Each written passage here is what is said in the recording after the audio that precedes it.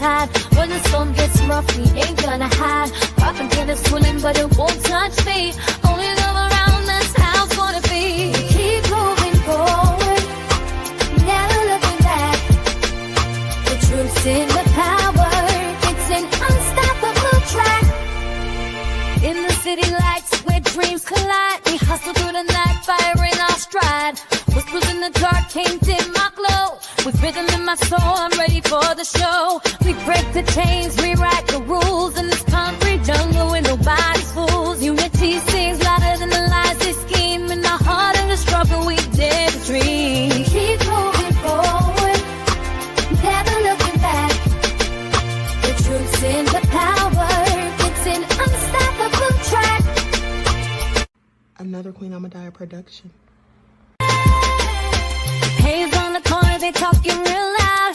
Spreading on light, trying to bring me down. Enemies lurking, but I won't back away. Got a vision in my mind, I'm here to stay. Got my crew beside me, we rise like a tide. When the storm gets rough, we ain't gonna hide. I can get it swilling, but it won't touch me. Only love around, that's how it's gonna be. Keep moving forward, never looking back. The truth's in the power, it's an unstoppable track. In the city lights where dreams collide, we hustle through the night, fire in our stride. Whispers in the dark can't dim my glow. With rhythm in my soul, I'm ready for the show. We break the chains, rewrite the rules in this concrete jungle where nobody's fools. Unity sings louder than the lies they scheme. In the heart of the struggle, we dare to dream. Keep moving forward, never looking back. The truth's in the power, it's an unstoppable track.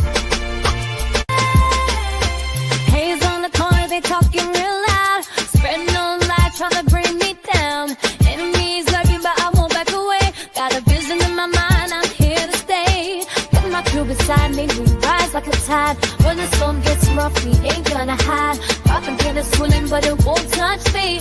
Only love around, that's how it's gonna be. Keep moving forward, never looking back.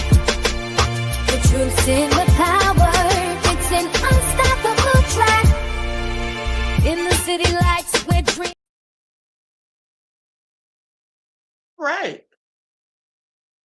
Hello, everyone. Thanks for tuning back in once again to the original Queen Ahmadiyyah Shakur show. I'm your host, Queen Ahmadiyyah Shakur, and this is your Sunday Vitamins. So as you're coming in, please feel free to go ahead and subscribe to the channel. If you haven't done so already, be sure to click that notification bell and click the word all so you're notified each time the Queen Goddess goes live. All right, so let's get ready to get into it. But before we do, let's have a brief word from my sponsor at 12 Tribes. Do not buy 12 Tribes on Earth hair growth oil and hair magic elixir unless you want super healthy, gorgeous hair that grows. They have a whole line of amazing hair growth products, including hair growth leave-in conditioner spray, hair growth shampoo, hair growth spray, and hair growth butter. I'm starting to sense a theme here. They include quality natural ingredients. They smell amazing, and you can see the results for yourself. So if you're looking for healthy hair growth for your natural or relaxed hair, try 12 Tribes on Earth today.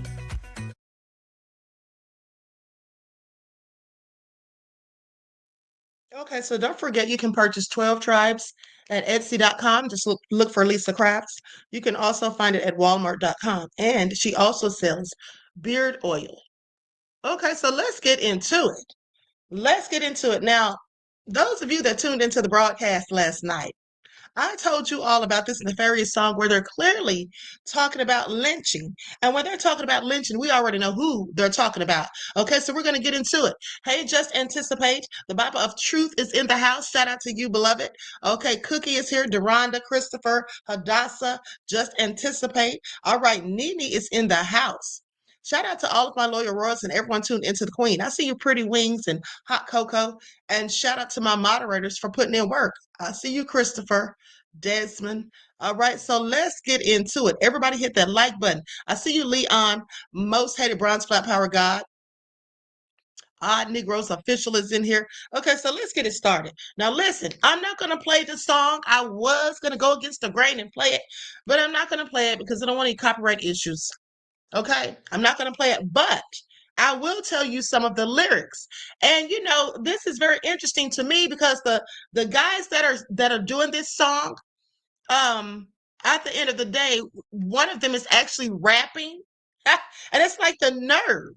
Okay, Jerron said you heard that song. Yeah, it's like the nerve of them to use our genre of music, okay, that we created to try to go in on us. But you know, that's no surprise because isn't that what they always do? I mean, we know that they love our rhythm, but they hate our blues. You know, some people said it's hate speech, and I believe that it is hate speech, but guess what? There are protections for hate speech. Okay? Now I'm gonna share some TikTok videos of what some people had to say online. Now, some of them were playing the song in their videos, so I muted it out.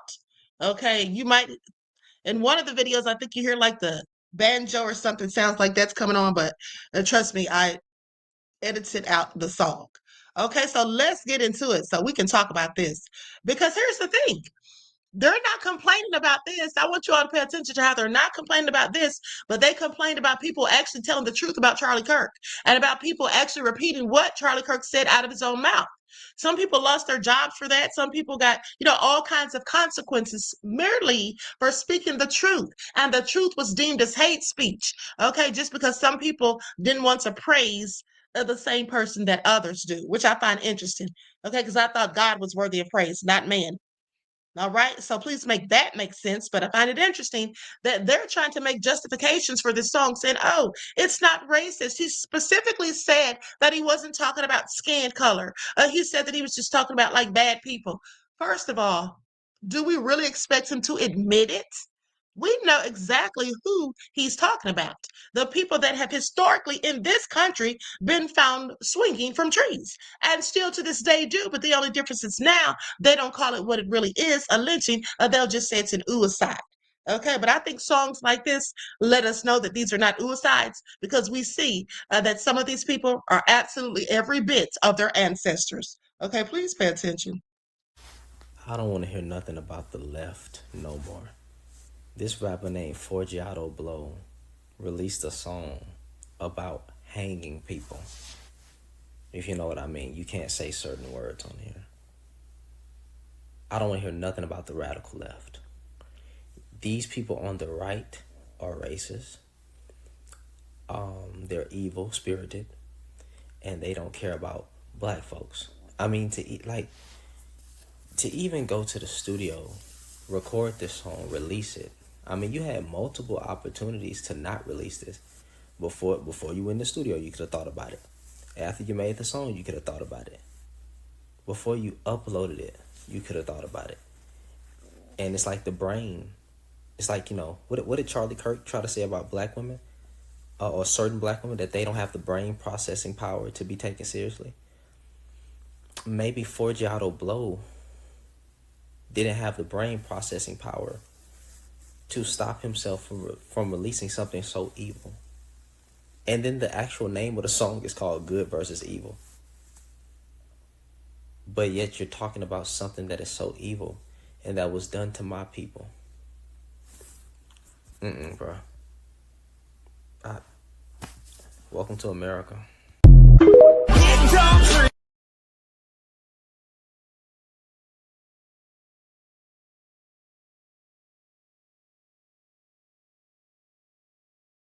Yo, did you hear about that song that I just played? And believe me, it's causing a lot of chaos online. So that MAGA rapper, Forgiato Blow, and that country singer JJ Longhorn, that track is called Good versus Evil. But you know, it is white versus black, and that whole shit is disturbing. And they singing lines like, we need a big tall tree and a short piece of rope and hang them high at sundown, like they are literally glorifying lynching, which reminds you of Jim Crow. This is days after that song came out when DeMar Travion Reed was found hanging from a tree at Delta State University. And people should be outraged about this because this shit is offensive and dangerous. And the wildest part, they're using hip-hop genre created by black Americans to spread hate against black people. And that shit is ironic, and that shit is even more disgusting. And they need accountability for their fucking actions, because this type of music should face legal consequences for their incitement. At the end of the day, this isn't just about that song. It's about how words can fuel violence, and whether we're willing to call it out or just brush it off as free speech. And it's not, because it's goddamn threats.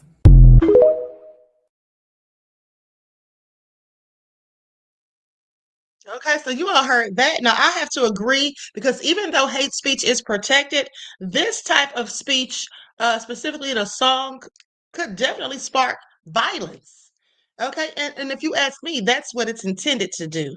Okay, that's what it seems as if it's intended to do, in my opinion. Odd Negroes official said, no, the song is called Hang 'em High at Sundown. No, the song is actually called Good versus Evil.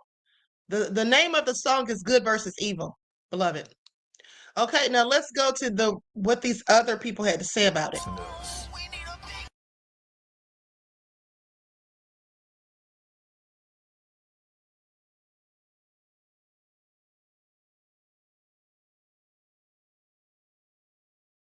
That's a song glorifying lynching, people. That's what that is. This dude, Fellatio Blowjob, is one of the two creative geniuses responsible for that work of art.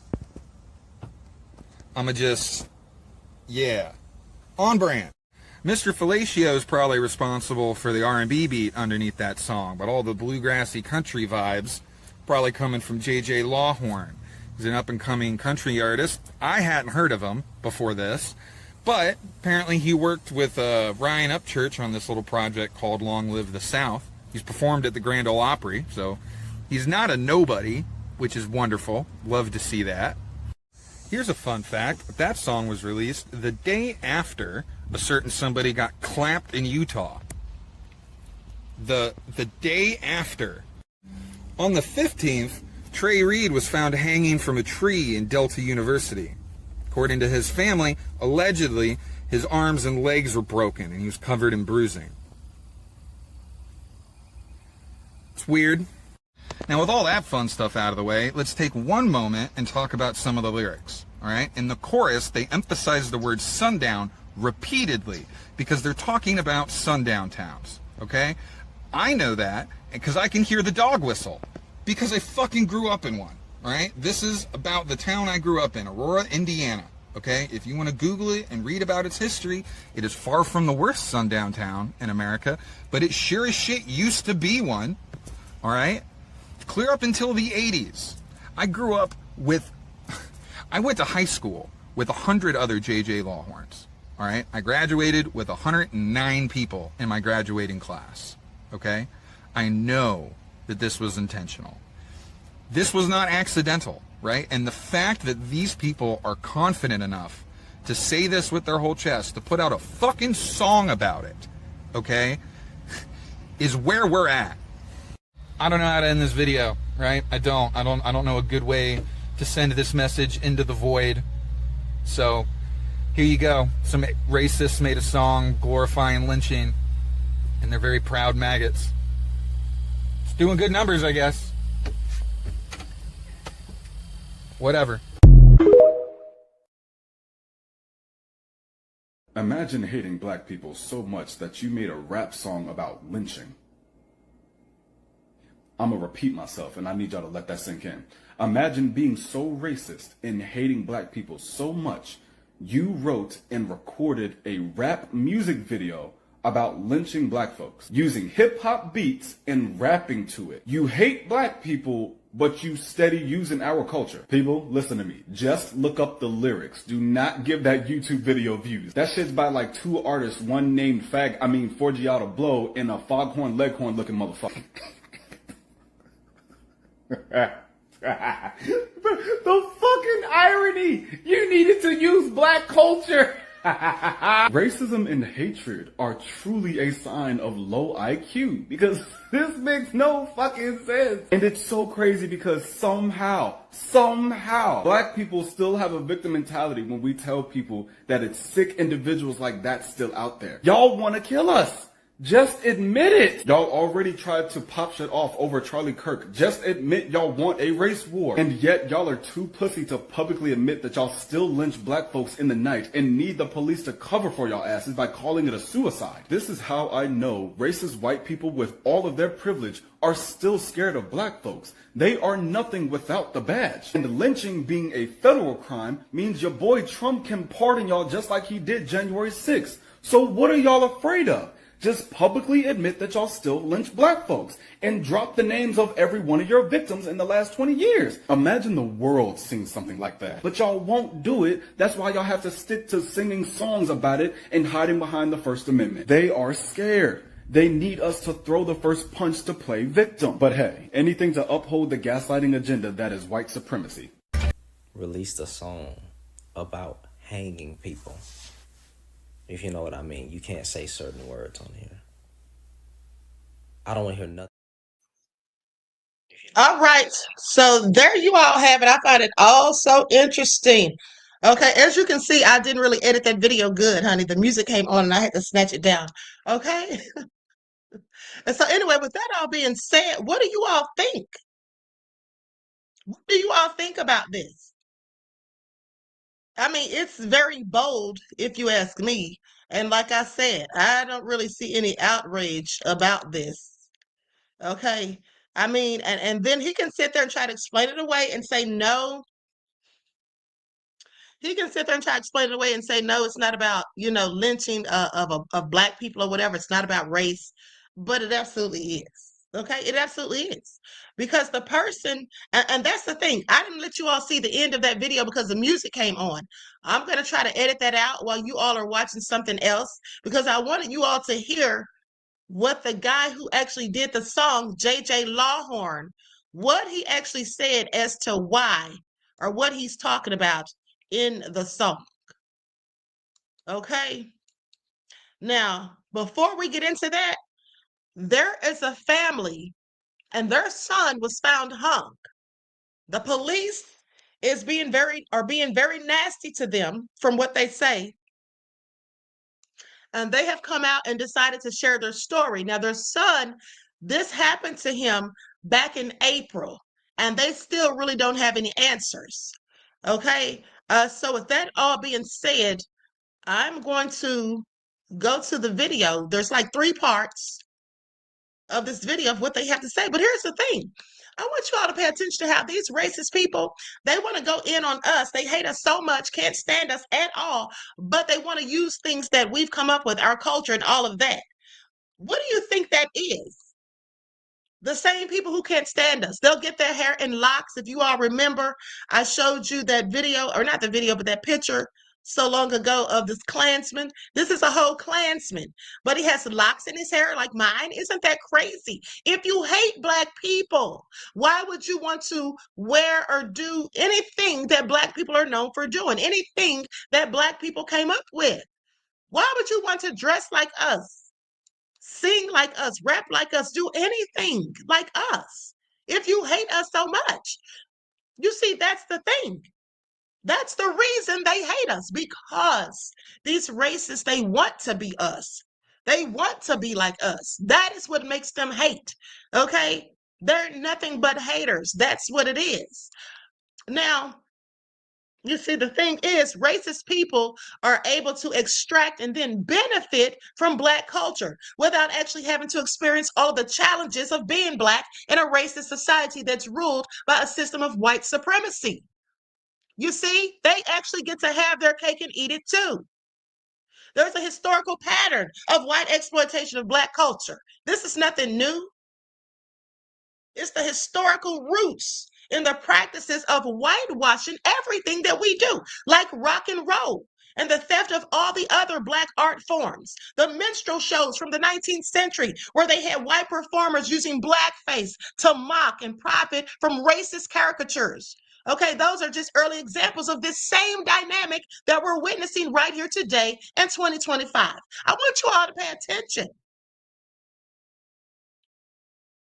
Okay, I want you all to pay attention. This is absolutely nothing new. This is what's always been done. And there never is any outrage except from us, because the rest of them will try to explain it away. Okay, the racist ones amongst them. I'm not talking about all of them, but the racist ones, they'll try to explain it away as if it's no big deal. And now here we have this modern era. And so now they even have digital blackface, okay, which involves non-black people using black invented memes, okay, and slangs and gifs to express themselves online and mock us at the same time. Okay, a practice that perpetuates, ridiculous racial stereotypes and allows the users to appear more expressive. Okay, and this is something that they monetize, and they think it's cool to do this, and their little friends laugh. And then when we say something about it, complain about it, oh, now we're playing the victim, or we're playing the race card, or we're making everything about race. But they use blackness as a tool. They use it as a weapon against us. And then they use things that we've come up with and give us no credit. Don't even try to uplift Black content creators when they steal the stuff that these content creators do online, just like the dances on TikTok when the white people were getting the credit for it. The Black people got so upset that they weren't being given credit that they just decided to stop doing it for a while. Do you all remember that? Absolutely nothing new. Okay, absolutely nothing new. And it's just very annoying. It's just really annoying because, like I said, they sit here and demean us, talk down on us, say racist things against us, mock us, but at the same time, trying to emulate us, like make that make sense. And in some of these cases, it's like they try to create this illusion of racial harmony. Like the adoption of Black cultural styles can serve as some type sort of way for individuals to try to convince themselves and others as well, mind you, that they're not racist, perpetuating an illusion of color blindness. Oh, I don't see color. Right. Make it all make sense. You see what they like to do that and say, oh, I don't see color, and then act as though they're just trying to adopt, to our sense of style and culture because they're inclusive of us, which is all lies and BS in many cases. But this is just to basically allow the person to ignore the systemic racism that still exists today. You see, it's like they can just act as though it doesn't really still happen. Okay? Plausible deniability is what they call it. I want y'all to pay attention. This is all so nefarious. And then, like I said, when we complain about it, there's something wrong with us. And here's the thing. Now, there's really nothing wrong, in my opinion, with cultural appreciation. If you want to appreciate Black culture, I don't have a problem with that. Okay? If you want to talk about the Black inventors and creators who came up with certain things that you enjoy and you want to indulge in those things yourself while giving the Black creators credits, that's fine. But it's not fine for you to culturally appropriate, okay, being the dominant group, and then you have the exploitative and harmful effect on a minority culture, taking things that we've done and created and taking the credit for it without giving us so much as a head nod. Okay, because that's what happens. They typically don't give credit to the original creators and then ignore the historical struggles behind these cultural elements. Isn't that what they do? Remember how I told you all when all the white women started braiding their hair, getting their hair braided because Kim Kardashian was wearing the cornrows, and they started to call them Kim Kardashian box braids? How are they going to call it Kim Kardashian box braids when that came from our own culture? Okay, Travis Kelce with the fade that he gets his haircut in, and then they were giving him credit for fades. Black men have always worn fades, probably since the early 80s. But that's what they do. And then with this song, Good versus Evil, hang them high, hang them low, let them know we don't mess around in our town. You need a big tall tree and a long piece of rope. Ah, and they let you know, by the way, that they live in a sundown town. Okay, just in case you missed it. But they do songs like this, okay, talking trash about us. I mean, it's the nerve of it all for me, while at the same time appropriating our culture. Isn't that something? Wow. And then, like I said, when we complain about it, we're the racist. Okay, I'm a racist for complaining about racism. Is that how that goes? Please make it all make sense. Okay, this is a darn shame. But like I said, yeah, the right doesn't have anything to say. I bet Trump loves this song. He's probably playing it right now. I wouldn't be surprised if, in fact, he came out to it at his next speech. Okay, I wouldn't be surprised if the next time he has a speech, he comes out to that song. Okay, wouldn't be surprised at all. I bet the right is loving it. This is a MAGA song. Okay, we can clearly see that both of these guys performing the song are MAGA, but MAGA doesn't perform hate speech, according to Trump and the right. It's the extremists on the left that spew the hate speech. They're the ones being divisive, and they're the ones that are that are responsible for political violence, aren't they? Isn't that what Trump wants everybody to think? These people are something else. Anyway, with that all being said, let's go to these videos of these parents talking about how their son was found hung, and they are not really getting any answers from the police. Okay, make sure I'm showing this in order because I have 3 parts to it. Okay, this is the first part right here. All right, here we go. Likes up, everyone. Please like and share. Thank you in advance. And I'll tell you something else too. Speaking of that song, you all do know that it's not a coincidence that that song was dropped like the day after Charlie Kirk's death. Okay, the day after Charlie Kirk's death. I find that very interesting. And then a few days prior to the young man being found hung from the tree at Delta State University. Okay, but let's continue.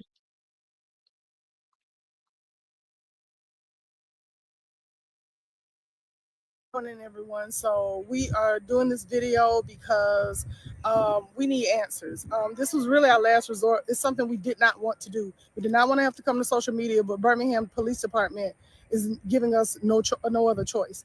So our oldest son, Mingo Demond Allen II, they claim was found hanging from a tree in Birmingham, Alabama, found hanging from a tree.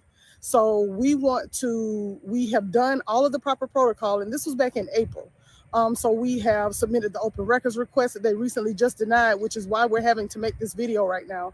Also, the other thing is the detective, dealing with the police department, making requests to the mayor's office. It has gone nowhere. We keep getting the runaround. We referred the case even to the Alabama Law Enforcement Agency, which is our State Bureau of Investigations, and yet they still chose to stonewall even them. So we know that something is wrong, and we want to figure it out. So the only, I think what is the most crazy thing about this is that our son was missing. And I'll let my husband elaborate more on that because he was more a part of that firsthand than I was because I was at work at the time. But our son was missing. And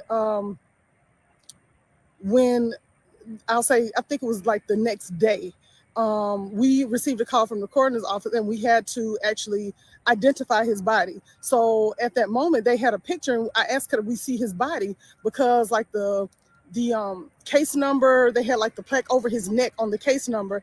And I was like, well, we were just so confused and so distraught at the time. So needless to say, the very next day, unbeknownst to us, his body was released to his spouse.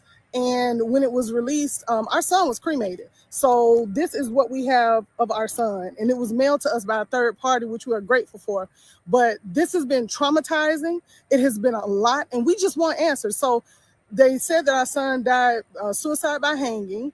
And so if he did indeed die by suicide, which there was a note, if he did die by suicide, then we just wanted to understand why, because then that would make us advocates for, suicide prevention or whatever. They've been giving us the runaround, so we don't know what's going on right now. And we just want answers. And I know the Birmingham Police Department, this is a case number to y'all. This is our child. Yep. He was a grown man, but this is our child. Yes. It's people that love him. He has a daughter. He has family. He has friends. And the lack of empathy, the pushback, the lack of consideration. I'm at this place with it at this point. I don't want to talk to the mayor's office. Tried that. They didn't contact us back. I don't want to talk to the police department. They had a sergeant from the police department call us instead of the mayor. But go ahead, babe. I'm sorry. This is a closed case, and from everybody I've spoken with, open records should be given to anybody. Mm-hmm. We can't have them as their parents. We referred this to Aaliyah, Alabama Law Enforcement Agency, and it took them a couple of months to get the case. And then when they got it, they're telling them no. So if this is such an open and shut case, why can't nobody see what happened? Mm-hmm. I want to know what happened. We will never stop. Never, ever stop. I want to know what happened, and I want all of this information given to Aaliyah today. And we already have a special agent assigned. Birmingham's police department is not cooperating with him. Like I stated just a few minutes before, when I reached out to the mayor's office, the first lady who took my information, apparently, she told me to call, that somebody would contact me within 14 days. I decided to follow up, me being me, and I called back, and they had no record of my phone call. So the other lady actually took down my information, and then that evening, I received a call around between 6:30 and 7 o'clock at night from a sergeant at the police department. It almost was like they were trying to intimidate us to stop, and I'm not going to stop. And the crazy part about it is they insult our intelligence and told us we can't have the open records because we're not next to kin. But when they needed somebody to identify the body, we were next to kin then. Mm-hmm. Stop playing games with us. I don't know what was done. I do not know what somebody didn't do. Yeah. I'm not accusing anybody. But what I am saying is somebody is going to tell us what happened.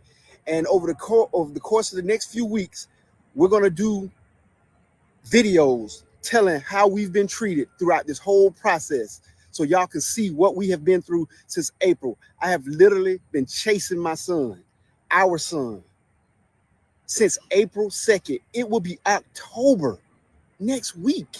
This is crazy. It's crazy. So that's all we have to say for right now. Birmingham Police Department Homicide Division, do us right. And the detective, we found out that he was with the homicide division while we were identifying his body. They had him, and nobody even contacted us from the Birmingham Police Department. The detective actually contacted me because I called and left 2 messages, and that was over the course of the weekend. And our son, by the time he called us, our son had already been cremated, and his spouse had already left the city. So I'm just saying, we need to know what happened. And we need to know now. Y'all, please help us. We need your help. Please spread this. Share this, y'all. Please, we need help. Thank y'all. Thank you. Okay, so that is absolutely egregious. And then they're going to tell them that they're not the next of kin. How crazy is that? Okay, but now let's go to part 2.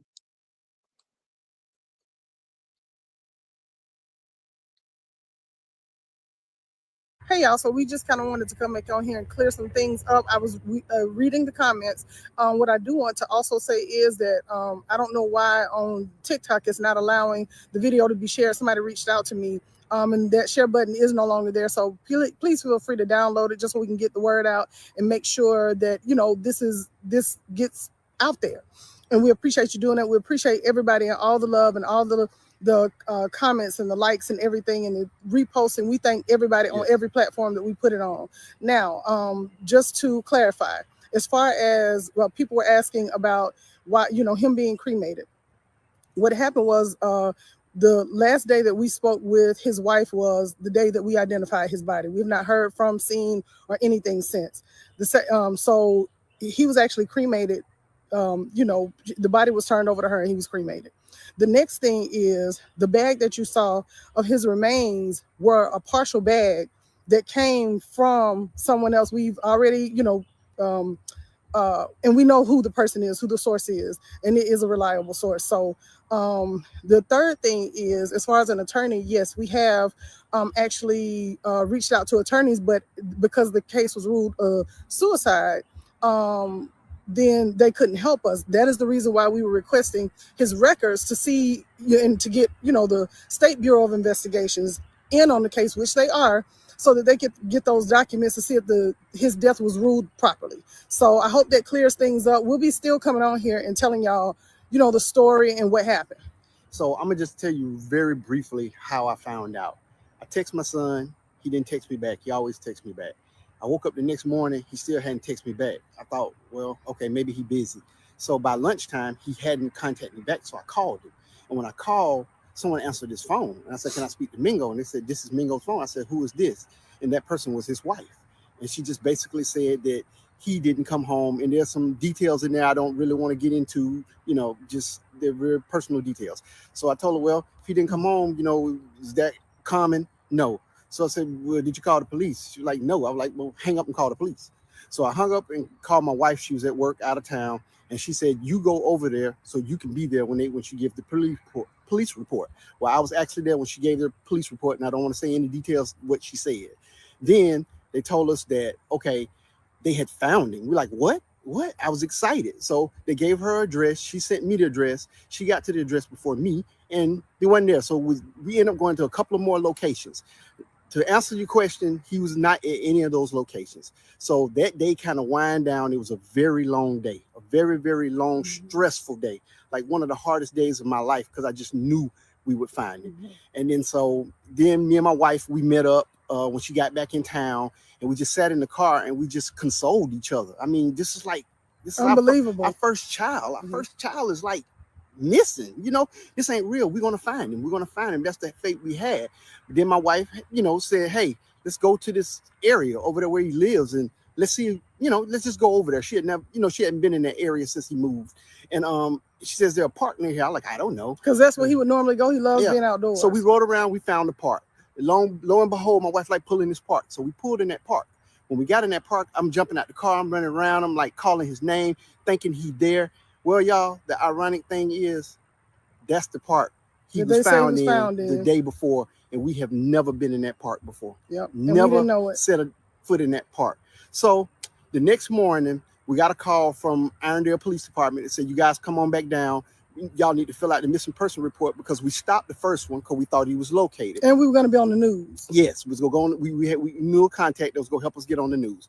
Well, so when we're sitting there, Irondale, we're filling it out. The person said, let me go get the approval from my supervisor. When he came back, we were getting ready to sign it. And my wife's phone rang, and it was the coroner's office. And they said, we have found a John Doe, and we need y'all to come identify. I bet y'all are asking, how did the coroner know y'all?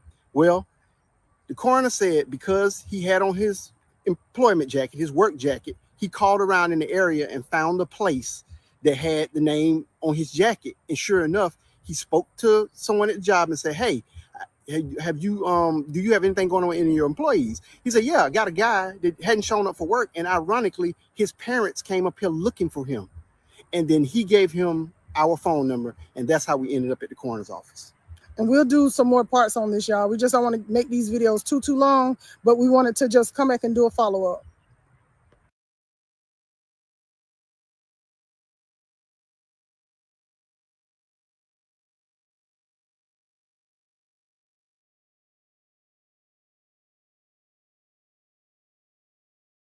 Okay, so we're going to the last part, guys. Hold on one second.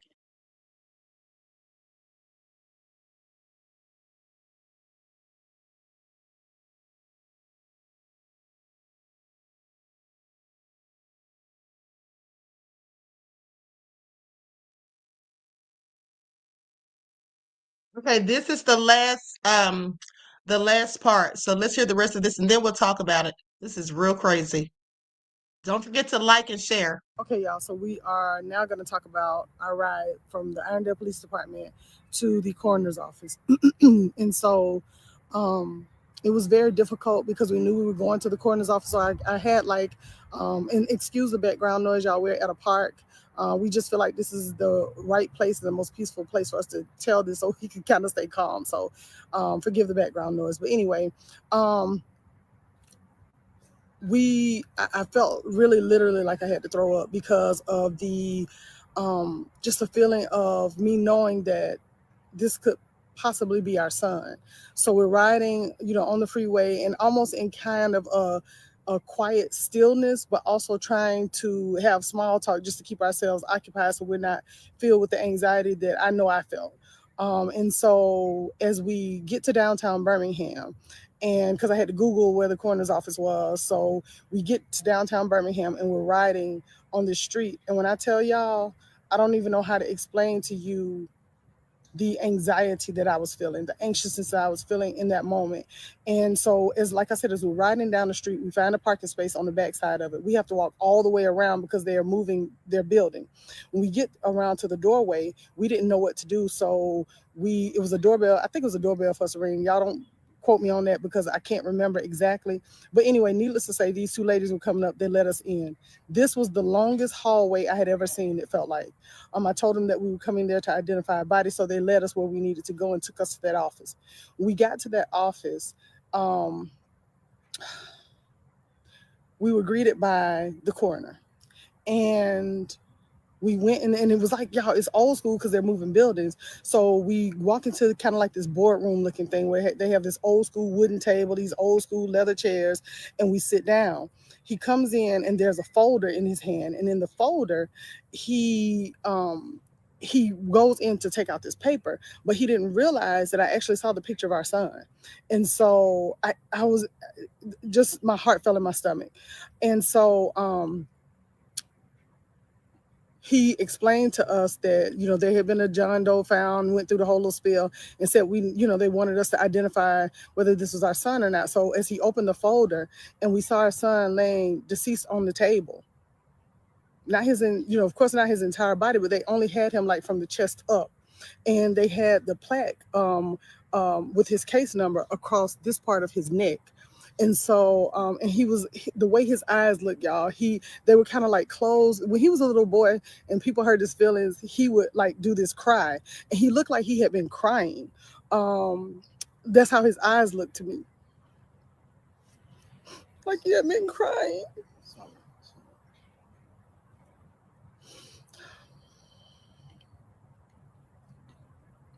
And he told us, that he would give us a moment. And I let Mingo, of course, tell his side, but I told him, he said he would give us a moment.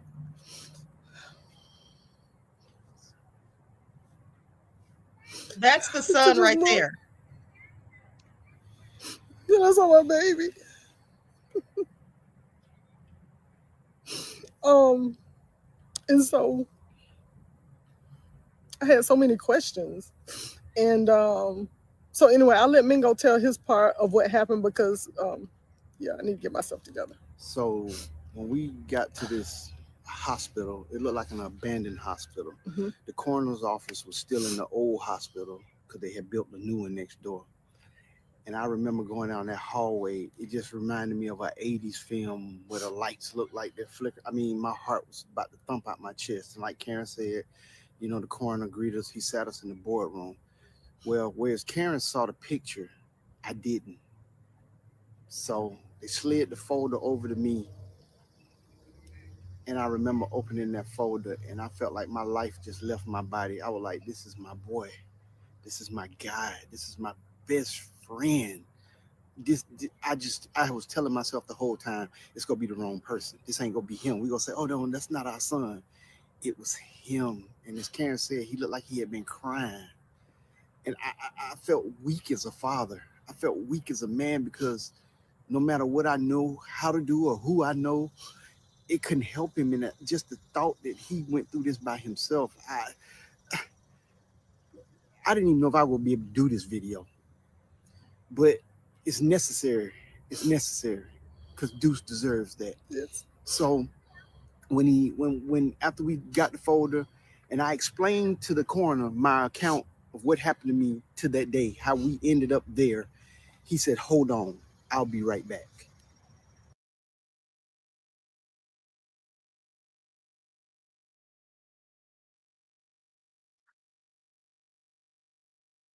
Okay, that is absolutely heartbreaking for those parents to be going through.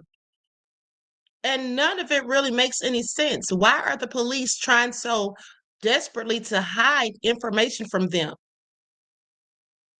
Like, this is really crazy. Now, this happened all the way back in April. And like they said, we're almost in October. And their son was 30 years old, by the way. 30 years old. What do you all make of this? But they want to tell us that these things are suicides when they continue to happen. I didn't mean to say that word, but they want to tell us that these things people are doing these things to themselves whenever we hear these stories.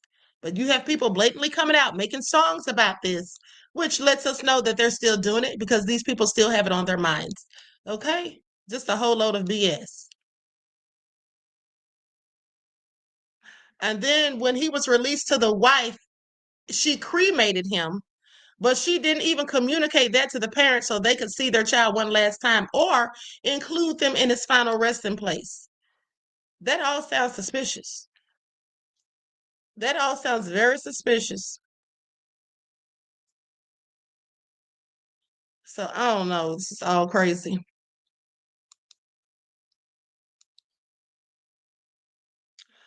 Yeah, he was a handsome young man. Um, let's see here. Fly Eagle Fly says we can't get a crime bill. Time to demand a crime bill. We have more than enough reason to need one now. They're making songs about unaliving us. Yeah, these people don't care. These people do not care, honey. Odd Negroes official says Kaepernick can fund it, or we can find it, or we can fund it. We need answers, and we need to stop it. Hell, even go undercover. Well, here's the thing. Uh, it was hold on. Let me see something here, because it was reported that the wife had him cremated. So what can you do now? I don't know, but my thing is, how come we didn't hear anything about this in the news? We didn't hear a single thing about this in the news. Did anyone hear about this? Put a one in the chat if you heard about this back in April when it supposedly happened. I don't recall hearing anything about this because you all know that I report on these type of stories, but I don't recall hearing anything about this.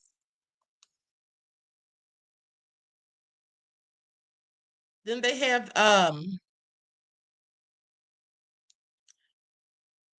have his memorial service online. Yeah, they held his memorial service online. I'm gonna go to it for just a second. Yeah, something definitely doesn't smell right. Like, and for the wife if she did that without notifying the parents, that's got me looking at her crazy too. What's really going on? Okay, I find that very interesting. She didn't notify them or anything. Like, make it make sense.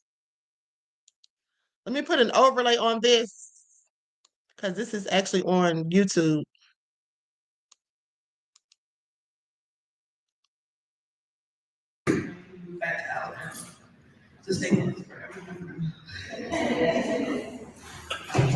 Niner come down for summers and we would go to Sea Walk in Norwood Park, and I believe it was the first time they started watching Back to the Future. Our life through joy and through hard times. Me no love the Lord. So yes, more.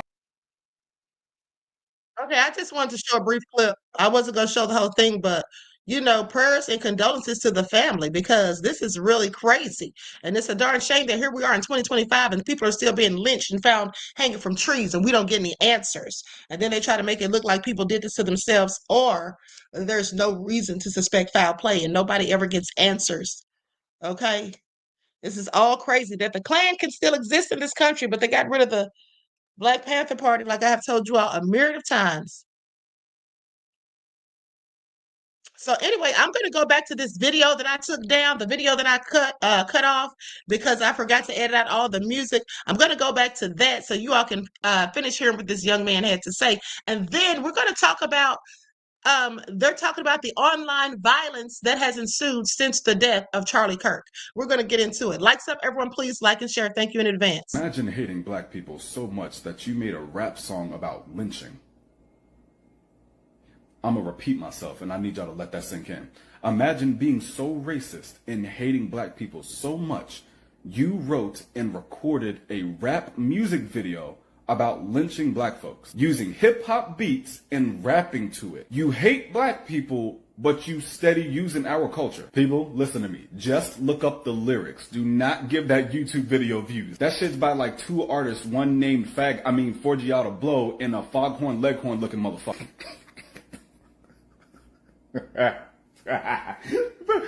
fucking irony! You needed to use black culture Racism and hatred are truly a sign of low IQ because this makes no fucking sense. And it's so crazy because somehow, black people still have a victim mentality when we tell people that it's sick individuals like that still out there. Y'all want to kill us. Just admit it. Y'all already tried to pop shit off over Charlie Kirk. Just admit y'all want a race war. And yet y'all are too pussy to publicly admit that y'all still lynch black folks in the night and need the police to cover for y'all asses by calling it a suicide. This is how I know racist white people with all of their privilege are still scared of black folks. They are nothing without the badge. And lynching being a federal crime means your boy Trump can pardon y'all just like he did January 6th. So what are y'all afraid of? Just publicly admit that y'all still lynch black folks and drop the names of every one of your victims in the last 20 years. Imagine the world seeing something like that. But y'all won't do it. That's why y'all have to stick to singing songs about it and hiding behind the First Amendment. They are scared. They need us to throw the first punch to play victim. But hey, anything to uphold the gaslighting agenda that is white supremacy.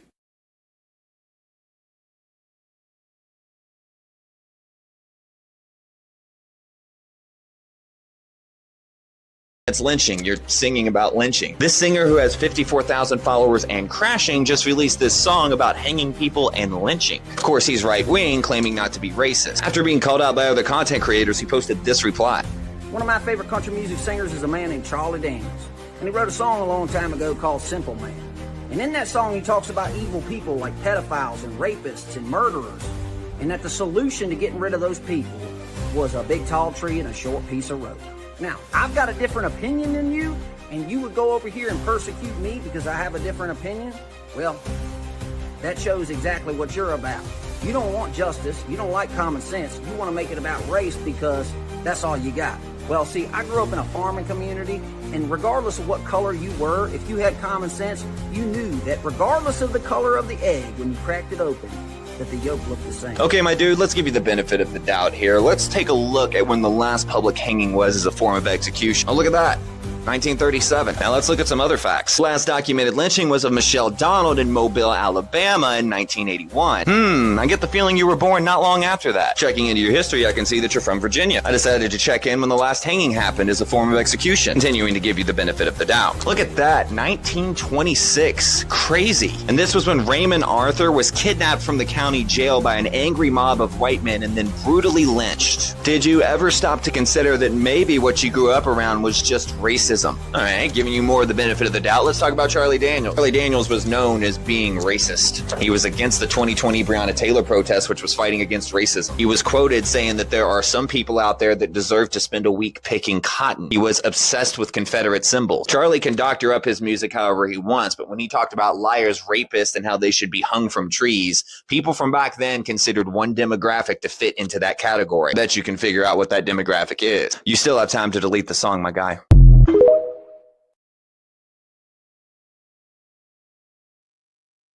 Okay, so yeah, it's very interesting how he tried to flip the script. Okay, that's what he tried to do. He tried to flip the script and basically shame people into criticizing him about the song. Did you all catch that? Is that what you all got from it? Because that's exactly what I got from it. He basically tried to shame people into not criticizing him about the song, basically saying, oh, if you want to make it about race, that's because that's all you got. I come from a town where no matter what color you are, down somewhere and stop the cap. Okay, that is so annoying because own it. Own your racism. Own the fact that you hate black people. That's okay. Just say it out loud. We know you do by the context of the song, but he wants to sit there and pretend that, oh no, I'm not talking specifically about a race of people. I'm talking about anyone who is evil. How can he think that he's the good and that the other people are the evil when he's the one talking about lynching people, no matter what color they are? Regardless, okay, if he wants to play that game, you're still talking about taking the life of people, okay, if they come and start trouble. I thought that is what the law was for. I thought that's why we have a court system, a judicial system. Okay, isn't that why we have judges and police? So everybody's just going to go out here and take the law into their own hands, but you're supposed to be a Christian? Yeah, this guy's supposed to be a Christian. Okay, both of them are. I find it all so interesting, don't you?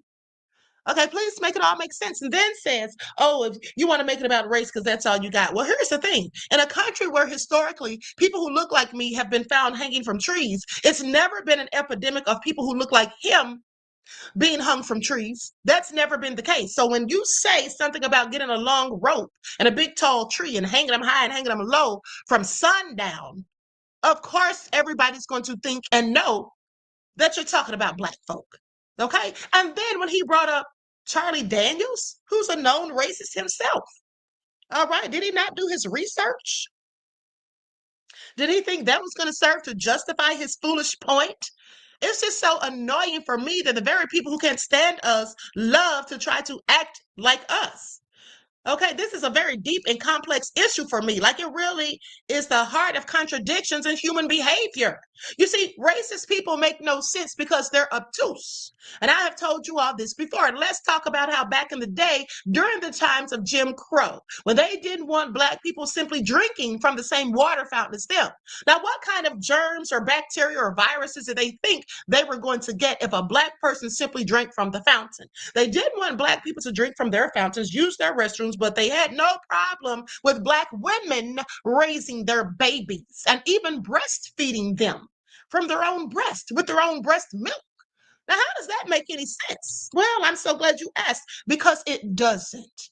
You see, if I'm so disgusting of a person and such a vile human being, and barely, in your opinion, a human being at all, if at all, okay, if period, if I'm so vile and you don't want me to drink out of your fountains, to eat in your restaurants, or to be anywhere in your proximity unless I'm working for you, then why is it okay for me to breastfeed your child?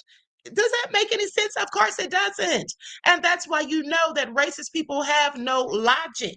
They make no sense. Okay? They're nothing but walking contradictions. And they have always been. And this whole thing with them, being so quick to appropriate everything about us has an air of the fetishization, okay, or selective appreciation, but never any genuine love or respect. Okay, these individuals often enjoy the parts and elements of Black culture like music, fashion, slang, sports, food, but still have these negative stereotypes and beliefs about Black people ourselves, okay, as if we're less than. But if we're really less than, why are you using the things that we create? Does that even make sense? Does that even make sense? A form of cultural appropriation where the elements of a marginalized culture are taken and then used out of context. Okay, used without them even understanding or respecting the roots of the people who created them. Just like when I told you all about cornrows, how those came to be. Okay, during slavery, when they would braid each other's hair to show the route that they were going to take if they planned an escape, or how they would hide corn and rice in the hair so they'd have something to eat along the way. They don't know anything about that, but they'll sit up there and appropriate it and then talk about us. If we want to work in corporate America, we can't wear cornrows to work. We can't wear locks and bantu twists and any of those things, but they can. They can wear the stuff that we came up with and that is natural to us, but we can't wear. We have to get a crown act, but they can come to corporate America dressed like us with their hair and our styles, but we can't do it without being discriminated against. Don't y'all think that's crazy? Because it is. Okay? Let's talk about selective consumption.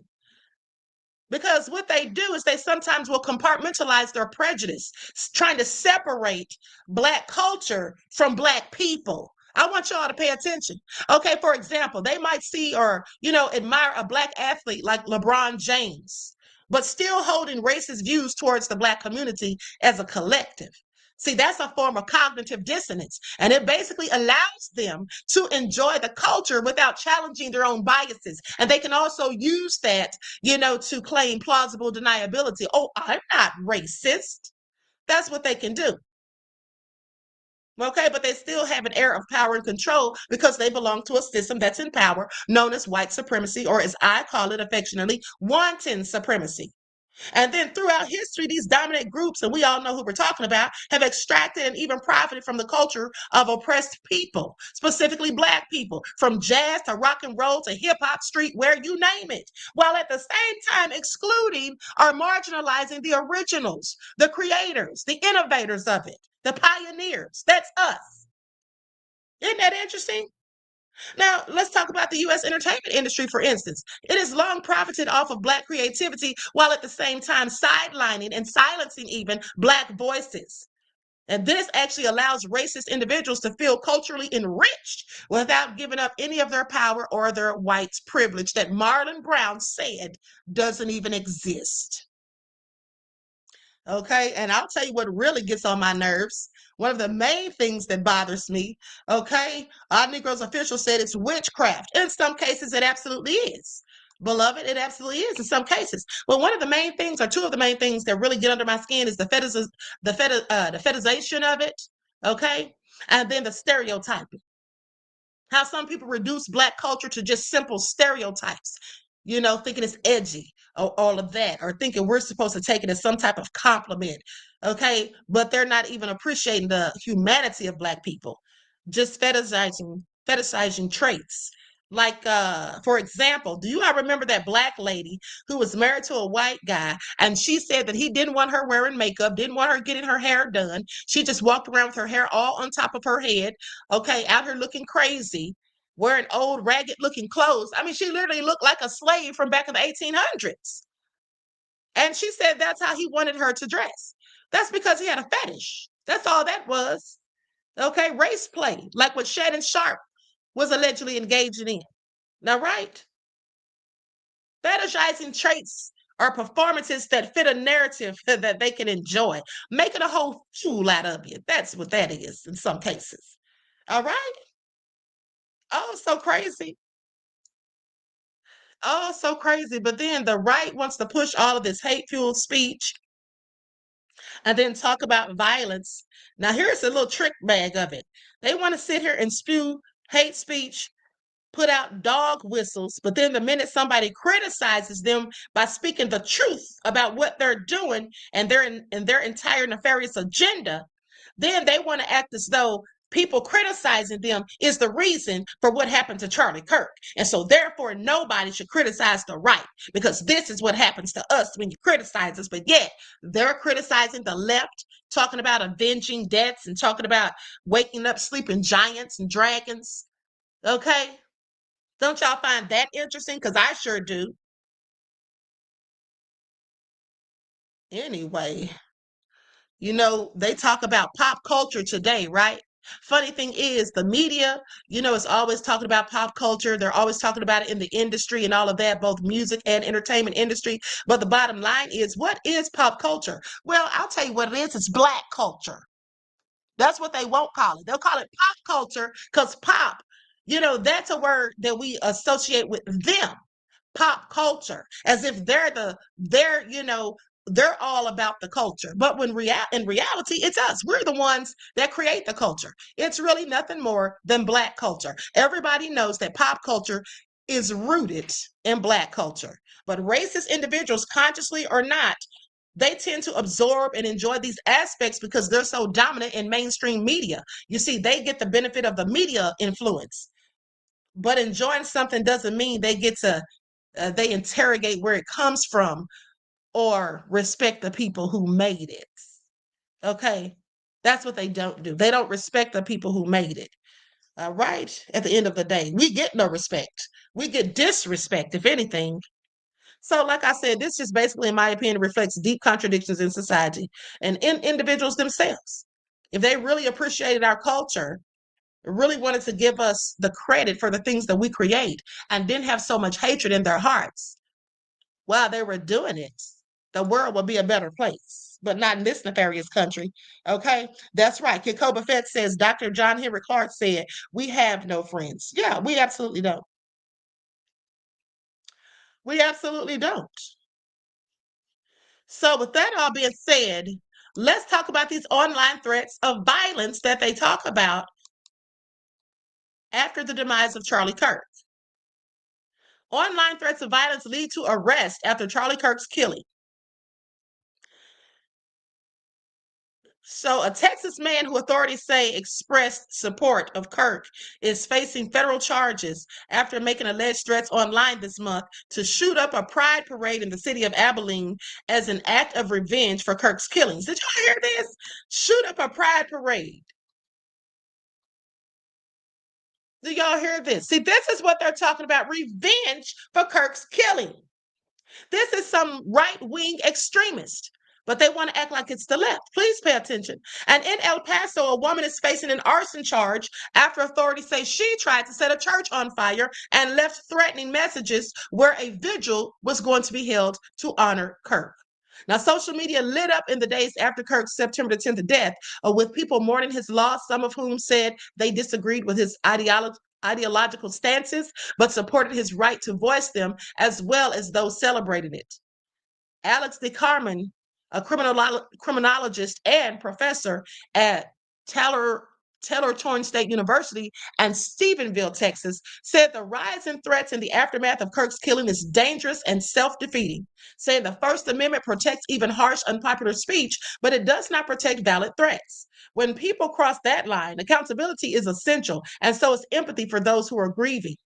In Abilene, an FBI agent interviewed the man who allegedly acknowledged making the post and possessing a firearm, but denied he was going to take any action or shoot participants. Okay, according to the affidavit. The parade was held without incident the day after the man's arrest. In a case in Minnesota, in the same county, where the former Speaker of the Minnesota House and her husband were assassinated this summer, a man has been charged with 4 counts of terroristic threats after authorities say he referred to Kirk as his friend and threatened violence against several people. They say these threats are chilling and extremely graphic. This is what Hennepin County Attorney Mary Moriarty in Minnesota said in a statement. She says, "We will not tolerate threats of politically motivated violence and will do everything in our power to hold those who make these threats accountable." Now, in Utah, a Pennsylvania man was arrested for a threat of terrorism after authorities say he posted a threatening video aimed at Utah Valley University, where Kirk was killed. These people are just losing their minds, okay? Now, why is he posting a threat for the university? The person who killed him didn't even go there, wasn't even a student there. See how nonsensical these people are? Okay, please pay attention. And then some of them have the audacity to call themselves Christians, but out here plotting revenge and all of that. Isn't vengeance mine, saith the Lord? Okay, please. Now, with that all being said, they say the assassination of conservative activist Charlie Kirk in Utah has thrust political violence back into the national spotlight. Prosecutors have charged 22-year-old Tyler Robinson in September the 10th of Kirk's assassination as he addressed an audience at Utah Valley University. A new report from the Center for Strategic and International Studies, known as CSIS, found that the number of terrorist incidents involving left-wing extremists so far this year puts 2025 on pace to be the left's most violent year in more than 3 decades. You know, this is a report from Fox News. Okay, so when they're talking about the left, I think that it should be saying the right. Because the right are the extremists. They're the ones out here shooting up all these schools. They're the ones that killed Charlie Kirk, or at least one of them killed Charlie Kirk. And they're the ones out here committing all these mass shootings. These are people on the right. Now, for the first time in over 30 years, left-wing attacks and plots outnumber those from the far right, they say. The study tracked 750 terrorist incidents in the U.S. between 1994 and July of 2025. The report defines terrorism as violence or threats by non-state actors meant to achieve political goals and spread fear. Analysts say the rise on the left is driven mostly by attacks on government facilities and partisan plots aimed at conservative leaders. As the report notes, despite the rise in incidents, the left-wing attacks remain very low, they say.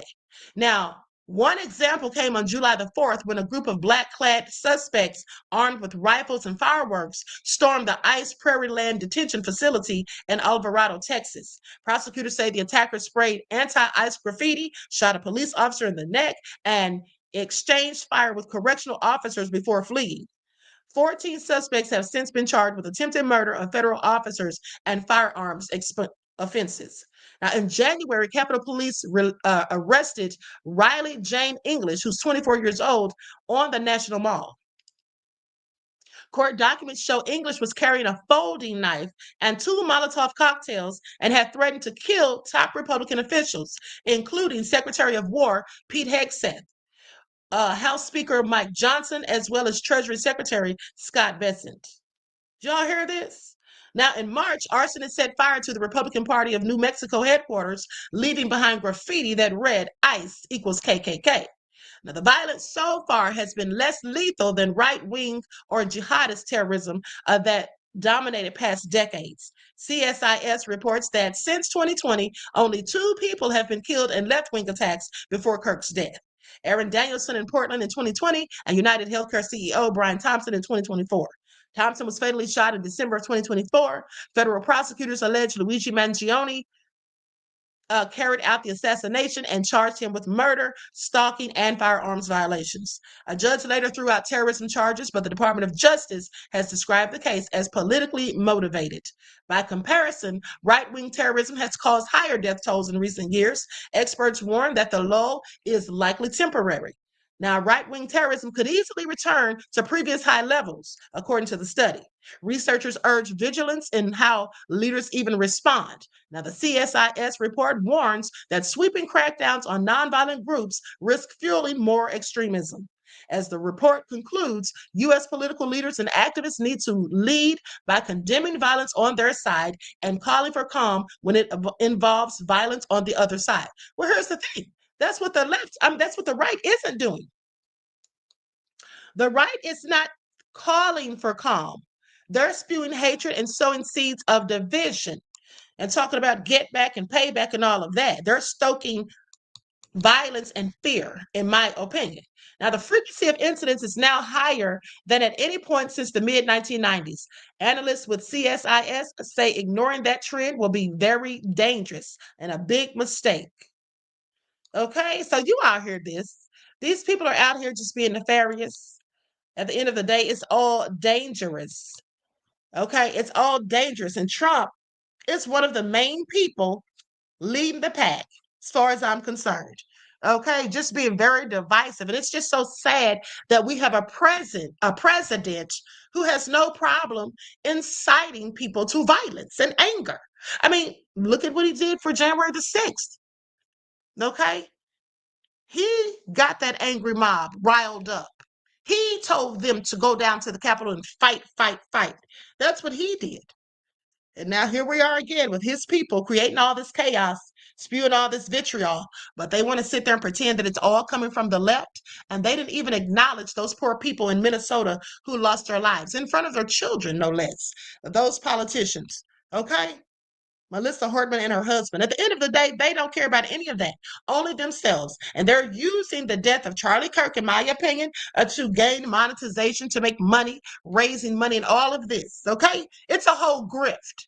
That's what they're doing. They're using Charlie Kirk as a grift, all right? And sitting here just, also using this as a political power move as well, by blaming it all on the left. Anyway, with that all being said, I'm going to conclude this broadcast. Listen, for those of you who have memberships, I'm going to be posting the true crimes video. That's going to premiere at 5 o'clock. Okay, I'm going to set that up now to premiere at 5 o'clock for those of you who have memberships, all right?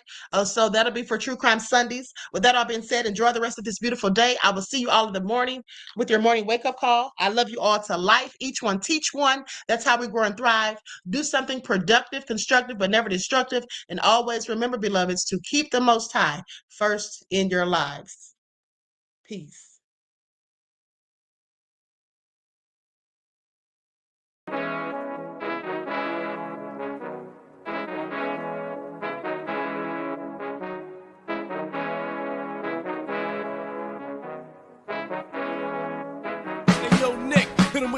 Gold all in my skin, God all in my blood, kings all in my circle. You touch one of mine and you're done. They show no love for the queen. Why you hating on me? Is it cause I'm free and I got Malcolm X in my jeans? I got dreams like King Luther, shed blood like Kunta. You ain't helping my people, I ain't got nothing to say to ya. I want all the smoke like hookah.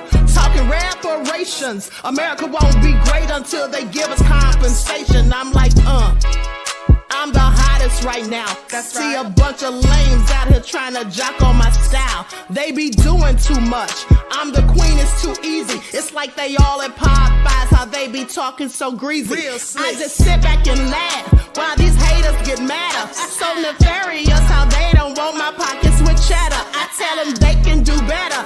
These snakes in the grass can leave a bite on your ass, cause y'all be trusting too fast. I got my foot on the gas, other one on they necks. Dropping receipts on haters, you better show some respect. I'm never facing regrets, we only facing the threats. Running through every challenge like a relay, break no sweat. It's a cold game, so I got that blanket with me. Now that my people awaken, ain't no going to sleep. I do not play by my piece, this time I'm playing for keeps. You talking slick, but when I see you like them ends, we gon' meet. And I got gold all in my skin, God all in my blood, kings all in my circle. You touch one of mine and you done. They show no love for the queen, why they hating on me? Is it cause I'm free and I got Malcolm X in my jeans and I got gold all in my skin, God all in my blood, kings all in my circle. You touch one of mine and you done. They show no love for the queen, why they hating on me? Is it cause I'm free and I got Malcolm X in my jeans and I got